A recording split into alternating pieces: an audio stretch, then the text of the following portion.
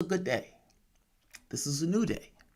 And I don't mean new day in the strictest sense of the word as a, 24 hours, sun around the earth, etc., etc., etc. I don't mean it that way, or earth around the sun. Um, I mean it in the sense, in the literal sense, that your world has changed, that there's been a paradigm shift.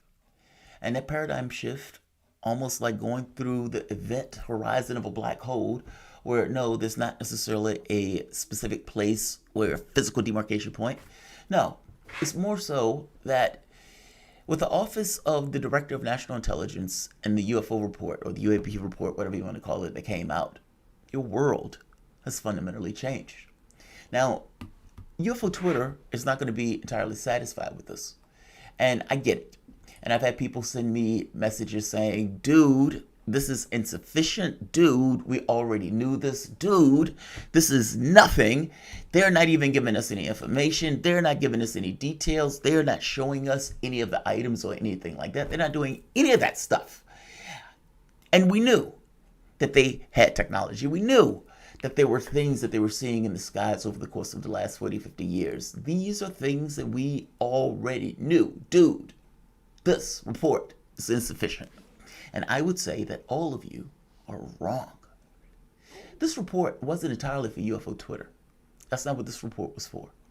This report was to legitimize the issue. I think people need to read it, and they need to read it in the context of the last 40, 50 years in regards to the way the UFO issue was treated. It's swamp gas. It's not real. You have Project Blue Book with the very specific interest of saying there's nothing to see here, period. There's no there. This is not tech. These are birds, and this is swamp gas. That's all it is. The other category, some version of swamp gas we hadn't figured out yet. The entire point of the previous forays into this was to say that there was no there. They would put out information to discredit various people who were putting out or going in the UFO community. They would destroy lives. They would continuously put out the giggle factor. If you listen to, what's the gentleman's name?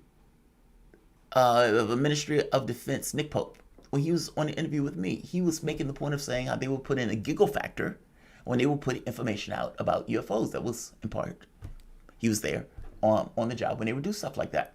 So you go from that to a report that is basically screaming for more research, more money for information, more time and attention, more scientific investigation, more technological investigation, more studies and research geared to the specific interest of studying unidentified aerial phenomena, with the notion that some of this is technology, some of this is advanced technology, and much of this, we don't know what it is.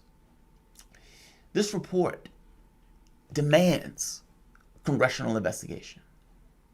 It is impossible to come away with a report like this and just go about your life if you're in Congress or if you're in government. How could you do such a thing?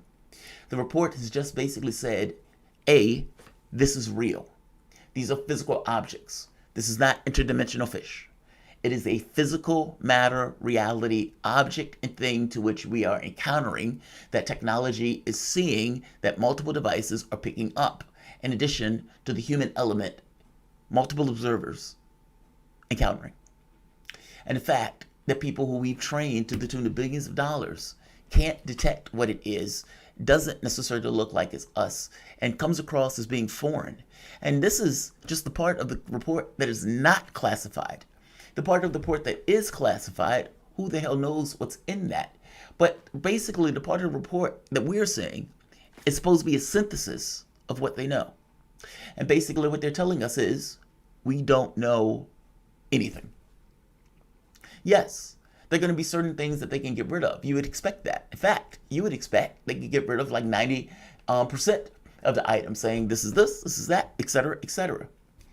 But we would have to believe that the people who are writing this report, the people who are in the Pentagon and the Defense Department, doesn't know the capability of our own systems.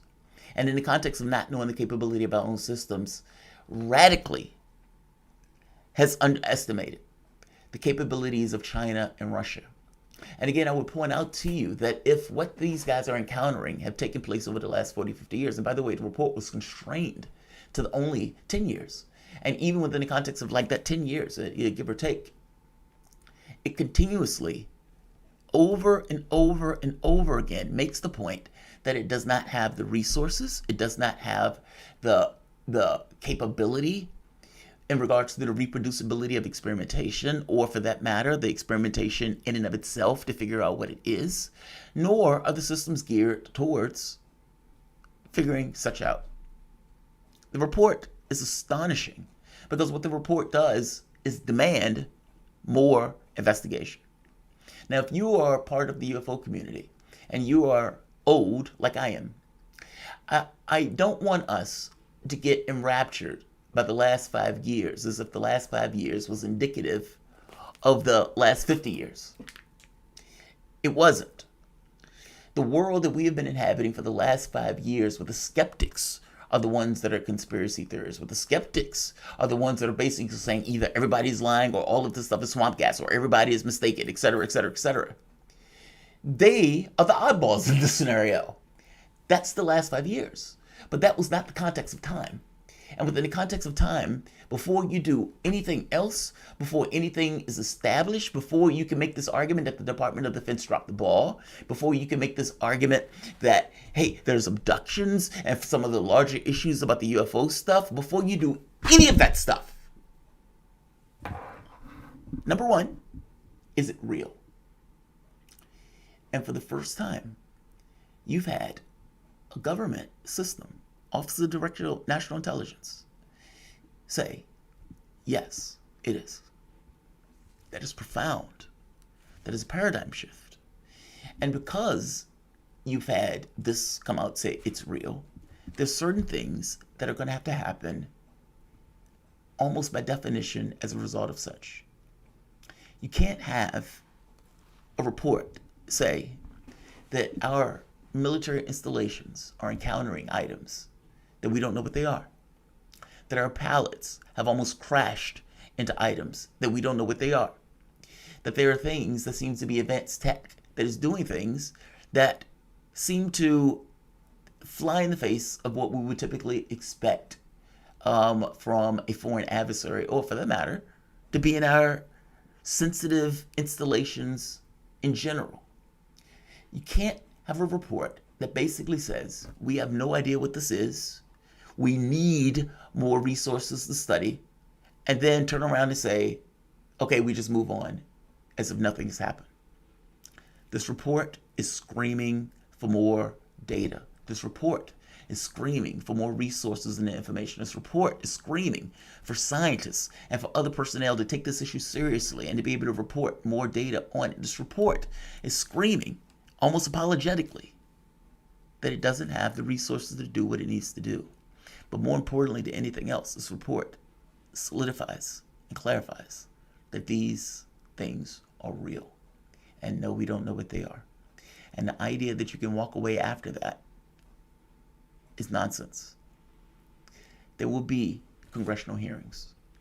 Marco Rubio immediately came out and basically said, look, those years of saying and castigating our men and women and personnel for pointing out that these things are something, or they're encountering things in the sky, those days are over.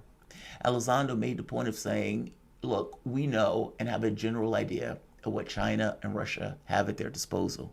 It's not that. He's very clear. There's no hedge in regards to what he's saying. Nobody is coming out screaming they're aliens. What they're coming out and screaming is that there's a there there. And the fact that there's a there is something that had never been solidified prior. You can say that reports came out, yes. You can say that there were FOIA requests, yes. But those FOIA requests and those reports were secondary and distinct from the government itself saying this is real. There's a difference in those things. Anybody can come out with a report. Anybody can come out with a FOIA request. Whether or not the U.S. government has taken the position and the stature of saying it's there, that's different. That's my point. This is a paradigm shift. Your world on some level is going to have to conform to the fact that this is now a real thing. For example, right here.